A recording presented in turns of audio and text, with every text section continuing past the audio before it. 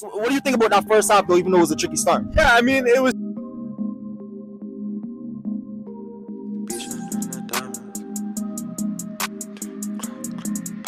Yes, welcome back to another episode on Gunner Street, and I'm here with the guys as usual. These guys have been regulars on the channel. We always seem to talk good football, but I'm here after Arsenal pick up a 2-2 draw at the Emirates. Feels like a gutting draw, to be honest. It feels like a loss, low key, especially after that first half where I thought we were absolutely flying.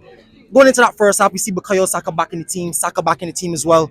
Give me your thoughts and opinions about going into the game, how you were feeling, and also that first half performance. I am so thankful that we have Mikel Arteta. There are certain managers in this league, Ten Hag, for example, that will make excuses, that will do all the.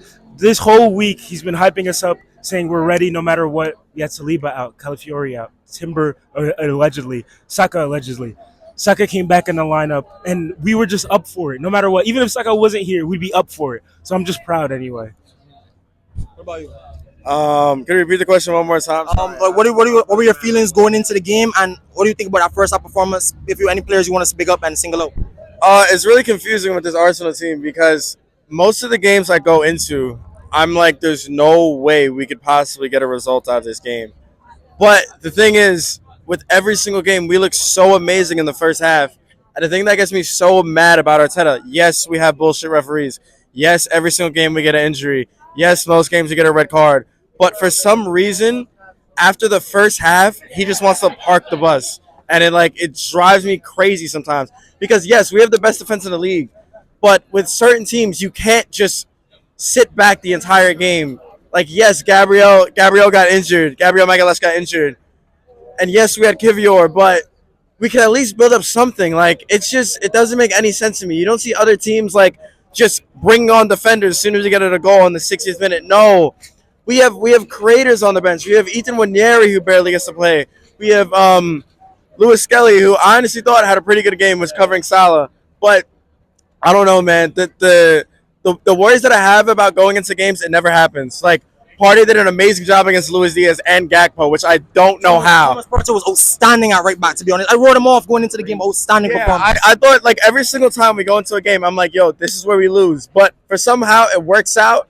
But for every single game, man, just the second half, I don't know what he goes and tells people in the locker room. I understand where you're coming from. I understand where you're coming from because one thing I did say during the game is, why did that line drop so early? That line had no reason to drop so early. Liverpool had no threat in that first half. When Bukayo Saka and Martinelli were running at their fullbacks, Robertson looked toast. Robertson was on toast every single time Bukayo had it. Trent was on toast. They were calling for people. They were calling for cover. But ultimately, that injury cost us a lot. And I agree with the line dropping, but ultimately, that's what happens when the quality drop off is so significant. Talk to me about that second half and talk to me about anything you take away from that second half and going forward. I agree with what bro has to say. Sometimes in the second half, it seems like the team mentally, I feel like we're more there than we were previous seasons, but we're not 100% there to finish games off strong. Sometimes we have to get it late, or you know what I'm saying. But this second half specifically, I felt that we were compact the whole game and we were great in transition, and we never gave them anything except for then.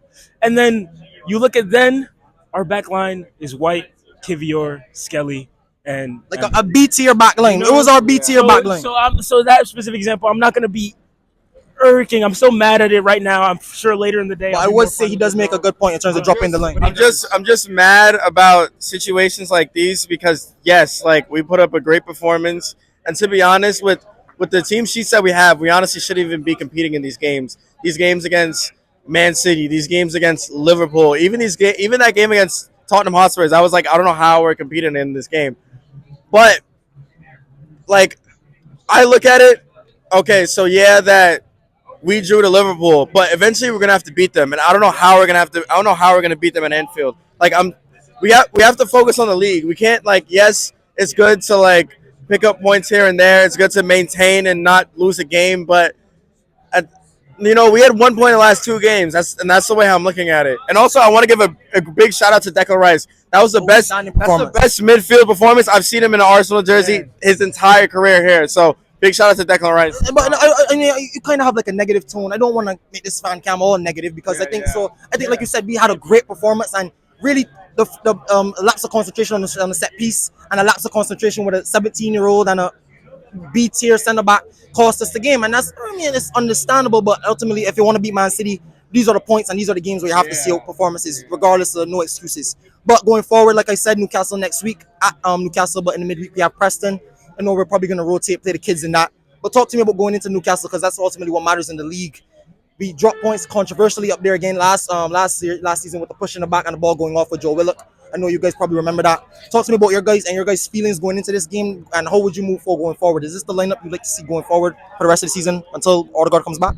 I am confident. I did not like the last lineup with Marino, Rice, and Partey at the same time. I don't want to see a lineup that defensive again. If we need to start Wanyeri, Thomas Partey worked out at right back. We have to start Thomas Partey at right back again, and then Trossard at the 10 again, so be it. But I don't want to see it line up that defensive again. We have options. Now we can see that we have options now. Even with so many injuries, we're deep enough that we do have options, and we can get a result out of Newcastle with a fresh. And that was the biggest thing. A lot of these big pundits and these big Arsenal channels talking about, is this team deep enough? What do you think? Do you think this team is deep enough, like he said? We didn't lose. This is Liverpool, bro. Yeah, but we didn't win at home. That is also true too. We did I not. don't want to be that negative pundit right now, but like, I'm making a good point. Yeah. We didn't win at home, and like they're going out of this thinking like, oh yeah, we really collected points against them, because they honestly didn't play as good as They us. played absolutely. I'll come on and say this. They played shit to me. Yeah. To me, I thought Liverpool was shocking. And to be honest, that's probably one of the worst Liverpool performances and teams that's come here and played against Arsenal. Yeah. And it's gutting that we didn't get 3 points just due to so many injuries and so many mishaps in this team. But you have to look forward and we have to take the positives. But thank you guys for watching. Thank you for all the love and support you're showing to the channel. I'll catch you guys on the next episode of Gunner Street. Peace.